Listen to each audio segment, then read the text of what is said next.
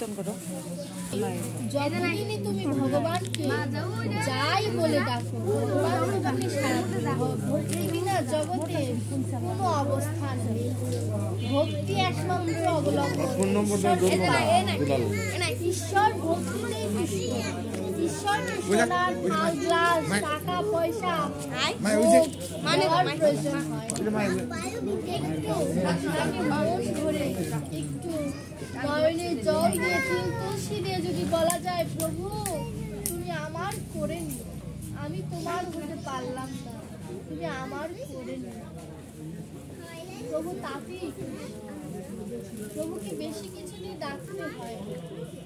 প্রভু একটু সরল মনের ডাক চাই, শিশুর মতো মন চাই। শিশু যেমন অবুঝের মতো কথা বলে, তদ্রূপ যেন আমাদের মনটাও যেন সেই শিশুর মতো হয়। আমরা যেন অহংকার নিয়ে যেন ভগবানকে না ডাকি। ভগবান শুধু আমাদের ভালোবাসা করতে চায়।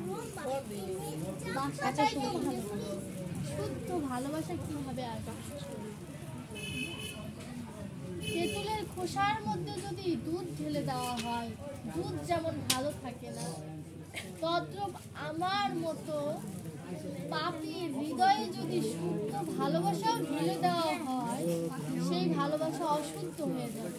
কত বৈষ্ণবের স্পর্শ পাই, কত গীতা ভাগবত করি, তবু তো আমার ভিতরে জ্ঞান সঞ্চার হয় না। কেন সঞ্চার হয়? কারণ তেঁতুলের খোসার মতো আমার দেহটা অপবিত্র পরিপূর্ণ হয়ে গেছে। এই দেহ কখন পবিত্র হবে? আপনাদের মতো সাধু সঙ্গের চরণধূলি যখন আমার এই দেহে লাগাতে পারবো, তখন এই দেহের তখন এই দেহে শুদ্ধ ভালোবাসা কিঞ্চিত পরিমাণে হলেও হতে পারে। ধূপের মধ্যে যদি শুটকি মাছ দিয়ে দিই, তাহলে তো শুটকি মাছের গন্ধই আসবে। আর যদি ওই নারিকেলের খোসার মধ্যে যদি আমি ধূপ দিয়ে দিই, তাহলে ধূপের গন্ধ আসবে। আমার গুরুদেব কান্তি ব্রহ্মচারী বললেন যে নারিকেলের ছোবার মধ্যে যেরকম ধূপ দিলে ধূপের গন্ধ আসে, তদ্রূপ তোমার দেহের মধ্যে যদি গীতা নামের রস যদি তুমি আস্বাদন করতে পারো, তোমার দেহের ভিতর থেকেও ধূপের গন্ধ আসবে। আর যদি তুমি ওই নারিকেলের ছোবার মধ্যে যদি শুটকি মাছ দাও, শুটকি মাছের যেরকম গন্ধ আসবে, তদ্রূপ এই দেহের মধ্যে যদি খুব বাসনা ঢেলে দাও, তোমার জীবনে কিভাবে সুখ আসবে? মহাজ্ঞানীরা যা বলে তা সদা সত্য বলে। গেম খেলার যদি সময় হয়, তাহলে ভগবানকে ডাকার কেন সময় হবে না? আমি যদি কাজ করার সময় পাই, তাহলে ভগবানকে ডাকার সময় কেন পাবো না? হাতে করো গৃহকর্ম, মুখে বলো হরি। মুখে কৃষ্ণ নাম করো, হাতে গৃহকর্ম করো, দেখবে সব কিছু ভালো হবে। কারণ ভগবানের নাম নিলে ভগবান তাকে কষ্ট দেয়, কিন্তু বিপদে কখনো ফেলে না। কষ্ট দেয় পরীক্ষা করার জন্য, বিপদে ফেলে দিলে তাকে ডাকবে কি? ভগবানের ভয় আছে, ভক্ত যদি আমায় না ডাকে, তাহলে ভগবত ধারণ করে আমার লাভ থাকে। ঐশ্বর্য, বীর্য, শ্রী, জ্ঞান, বৈরাগ্য, এই কয়টা গুণ যার মধ্যে সেই ভগবানকে যদি আমরা না ডাকি, ভগবানের অস্তিত্ব থাকে। সুতরাং ভগবান আমাদের বিপদে ফেলে না, কষ্ট দেয়। বিপদে ফেলে রক্ষা করে, তিনি একমাত্র রক্ষক। কেউ আমি যে 10,000 টাকার জন্য যদি বিপদে পড়ি, কেউ যদি সেই টাকাটা আমাকে দেয়, সে আমার রক্ষক নয়, ভগবান তাকে রক্ষক হিসেবে পাঠিয়েছে। তিনি উপলক্ষ মাত্র, ভগবান তো সরাসরি এসে আমাকে সাহায্য করতে পারে না। বিপদের সময় যে আমাকে সাহায্য করে, বুঝতে হবে ভগবান তাকে পাঠিয়েছে আমাকে বিপদ থেকে রক্ষা করা। আমরা স্টুডেন্টরা ভগবানকে কখন ডাকি? পরীক্ষার আগে। আমি তো নিজেও স্টুডেন্ট, জানি। কিন্তু ডাকার নিয়ম সব সময়, বিপদে, সুখে, দুঃখে, কষ্টে, যে পরিস্থিতিতে, যে সময় যে পরিস্থিতিতে আছি, সেই সময় সেভাবে ভগবানকে ডাকি। তাহলে তাহলে কখনো বিপদ হবে না। বিপদে পড়লে ভগবানকে ডাকবো, বিপদে না পড়লে যদি ভগবানকে না ডাকি তাহলে তো ভগবান বিপদই দেবে। গান্ধীজি যখন বুকে গুলি শুট করা হয়েছিল, হা রাম বলে সে ধুলাই গড়াগড়ি দিয়েছিল।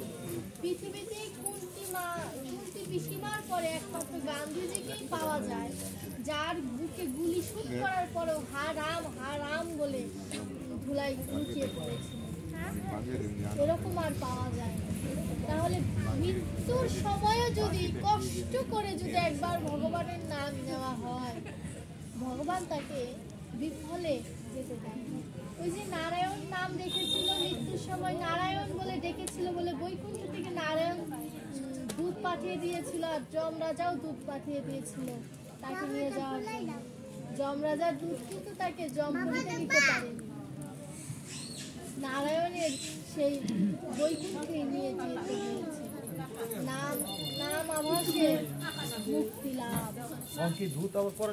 এর জন্য নাম রাখতে হয় হিসাব করে, যে নাম রাখলে আমি দিনে ভগবানের স্মরণ না করলেও যেন ভগবানের নাম নেওয়া হয়, এমন নাম রাখতে হবে। গীতা যেন ভগবানের নাম না নিলেও, গীতা তো বলছি, রাখতে হবে নারায়ণ, এমন নাম রাখতে হবে, দেব দেবতার নাম না, এমন নাম রাখতে হবে যেন সেই নামটা ধর্মের সাথে সম্পর্ক। ভগবানের নামই যে ডাকতে হবে তা নয়, যেন নামটা একটু অর্থপূর্ণ নাম হয়। ওই এমন নাম রাখা যাবে না যে নামের কোনো অর্থই নামে মুক্তি লাভ। আমাদের হিন্দু ধর্মটা খুব পিছিয়ে আছে। এই ধর্মকে উপরে উঠাতে গেলে ইয়াং জেনারেশনকে ধার্মিক হতে হবে। যাদের বয়স 40-এর উপরে চলে গেছে তার তো অর্ধেক সময়টাই শেষ, এখন তাদের দিয়ে আর কিছু হবে না। তাদেরকে বরং একটু ভালো করা যেতে পারে। ইয়াং জেনারেশন যদি ভগবানের নাম করে, গীতাটা যদি শুদ্ধভাবে উচ্চারণ করে, সংস্কৃতে পাঠ করতে হবে এমন তো কোনো কথা নয়। আমি যেন বাংলাটা পাঠ করি, যেন শুদ্ধভাবে পাঠ করতে পারি, যেন শুদ্ধভাবে পাঠ করতে পারি, যেন কোনো অভাব না থাকে, যেন কোনো আমি যেটাই পাঠ করি সেটা যেন মন থেকে পাঠ করা হয়। শীত আতপ পরিশোনে এদিন যামিনী জাগিরে ললিনী জলমল নয়ন টলমল ভজ বুকে ভজ নিঠুরে। শীত আতপ মানে শীতে, বর্ষাকালে তুমি যে সংসারের জন্য কাজ করলে, শীত আতপ পরিশোন এদিন যামিনী জাগিরে, রাতে যার জন্য ঘুমালে না, অর্থ উপার্জন করার জন্য, সেই অর্থ তোমায় শেষ সময়ে একা হাতে বিদায় দিয়ে ভজ বুকে ভজ নিঠুরে, নিঠুরে মানে কৃষ্ণ, ভজ বুকে তাকে বুকে ধারণ করে ভজন করো, ভজ বুকে ভজ নিঠুরে, কৃষ্ণকে ভজন তাকে ভজন করলে সংসারের জন্য খাটতে হবে, এটা তোমার কর্তব্য। কিন্তু কর্তব্য পালন করার পাশাপাশি ভগবানের প্রতি যে তোমার কর্তব্য, সেই কর্তব্যও তোমাকে পালন করতে হবে, তবেই তোমার সার্থক হবে। অর্পিত চরিত চিরাগ করুণায় অবতীর্ণ কৌল উন্নত উজ্জ্বল রসম স্বভক্তি শ্রেয় হরি পুরত সুন্দর দ্রুতি স্বভক্তি শ্রেয় সদা হৃদয়ে স্ফুট সচিন্ন। তিনি অনন্ত চরিত চিরাগ।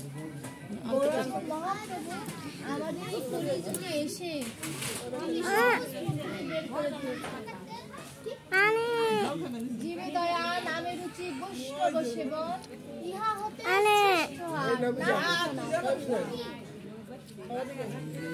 এই 3টি কর্ম পালন করতে বলেছে। এই 3টি কর্ম পালন করার জন্য গীতা ভাগবত পাঠ করে নিজের দেহকে, নিজের ক্ষেত্রকে পরিপূর্ণ করে তারপরে এই 3টি কর্ম পালন করতে হবে। তার আগে যদি এই 3টি কর্ম নিজের শরীরে অ্যাপ্লাই করতে যাই, কার্যকর হবে না। কারণ আমার ক্ষেত্রেই ভালো নেই, বীজ বপন করলে তো বীজ হবে না। গীতা ভাগবত করে নিজের দেহ মনকে পবিত্র করতে হবে, তারপরে জীবে দয়া নামে রুচি বৈষ্ণব। আমার দেহ যদি পবিত্র না হয়, বৈষ্ণব সেবা দিতে গেলে আমার মনের ভিতরে অহংকার আসবে। জীবে দয়া তো কখন আসবে? যখন আমার মধ্যে সহনীয়তা আসবে, সহনশীল হব, তখন আসবে। যা গীতা ভাগবত করলে হবে। জীবে দয়া নামে রুচি বৈষ্ণব। নামে রুচি তো সম্ভবই না গীতা পাঠ ভাগবত পাঠ না করলে। যার নাম করবো তাকে যদি আমি নাই চিনি, তার বক্তব্য যদি আমি ফলো না করি, তাহলে তার নামে রুচি আসবে না।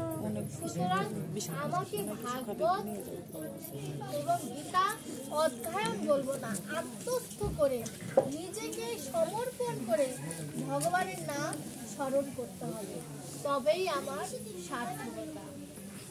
এই দেহকে বিফলে যেতে না দিয়ে একটু ধর্মকর্মের পেছনে লাগাই না, বেশি না, প্রতিদিন 1 ঘন্টা করে একটু ভগবানের নাম করলে কি ক্ষতি হবে? 24 ঘন্টার মধ্যে একটু রাতে ঘুমানোর আগে একটু ভগবানের নাম নিলাম। ভাগবতে বলেছে ঘুমানোর আগে ওম পদ্মনাভায় নমঃ 3 বার বলে ঘুমাতে হবে। যদি কেউ এই কথাটি না বলে ঘুমায়, তাহলে তার পাপ হবে। সেবা নেওয়ার সময় ভগবানকে স্মরণ করতে হবে। ঘুম থেকে ওঠার পরে সূর্যকে প্রণাম করতে হবে, ব্রহ্ম মুহূর্তে উঠতে হবে, স্নান করতে হবে। এটি সনাতনের কর্ম। আমাদের স্নানের তো বালাই নাই, ঘুমেরও বালাই। শাস্ত্রে বলেছে ঘুম থেকে উঠে বিছানায় বসে প্রথমে গুরুমন্ত্র জপ করে তারপরে বলতে হবে ব্রহ্মা পুরাত্রি প্রান্তকারী ভানু শশী ভূমি সুত গুচ্ছ গুচ্ছ শুক্ল শনি রাহু কেতু কবিন্দু সর্বনম প্রভাতম কবিন্দু সর্বনম প্রভাতম কেশব ক্লেশহর নারায়ণ জনার্দন গোবিন্দ পরমানন্দ সমুদ্র ধর্মান। এই শ্লোক বলে বিশ্রাম থেকে উঠে আসতে হবে। কিন্তু আমরা শুধু কর্তব্য পালন করি না। স্নান করার পরে যে কর্মগুলো পালন করা উচিত